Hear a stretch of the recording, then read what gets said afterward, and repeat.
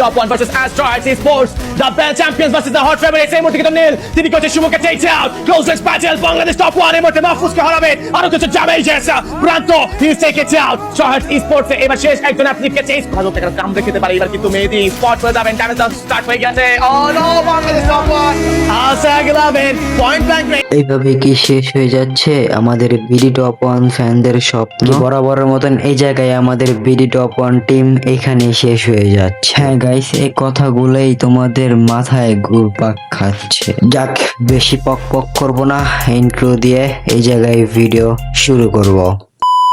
তো হে you WhatsApp ভাই brother, কেমন আছো তোমরা? বরাবর মতো নতুন একটা ভিডিওতে হাজির হয়ে গেলাম আমরা।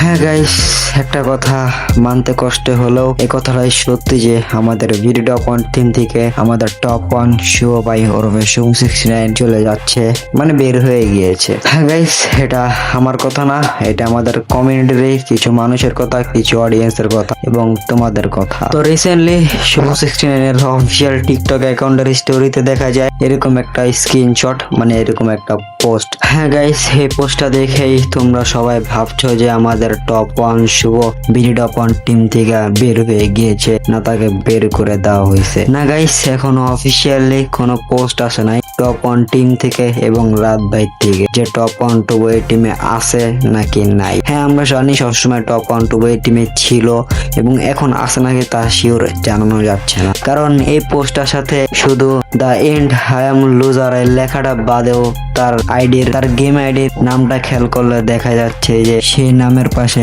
আর টপ 1 টেকটা নাই। হ্যাঁ গাইস, এই বিষয়টা আমাদের কমিউনিটির জন্য খুব দুঃখজনক একটা বিষয় হলেও আমি জানি না তারা কি করতে চাচ্ছে এবং শুভ ভাই কেন এই ডিসিশনটা নিল। শুভ ভাই, যদি আমার ভিডিওটা দেখে থাকো, একটা কথা জানতে চাই তোমার, এই যে ভাই আবেগের বসে ভাই কোনো সময় কিছু করো না, একটু বিবেক দেয়া ভাইবো। তুমি অনেক মানুষের আইডল, তোমাদের টিম বিডি টপ 1 টিম অনেক মানুষের আইডল এবং এই টিমের অনেক ফ্যান বেজ আছে যা কখনোই তোমরা ভুলতে পারবা না এবং এই ফ্যানদের ভালোবাসা কখনোই তোমরা ভুলতে পারবা না। টিম এভাবে নষ্ট হয়ে যায়। হ্যাঁ, আমি জানি না কতটুকু আমার কথা ঠিক, আমি কোনো সময় এরকম ভিডিও বানাই নাই, আমার এই ভিডিওতে অনেক ভুল আছে, অনেক ত্রুটি আছে, সবাই ক্ষমা দৃষ্টিতে দেখবেন। হ্যাঁ, আজকের ভিডিও এই জায়গায় শেষ করছি। সকল হেটার্স এন্ড লাভার্সদের জানাই আল্লাহ হাফেজ।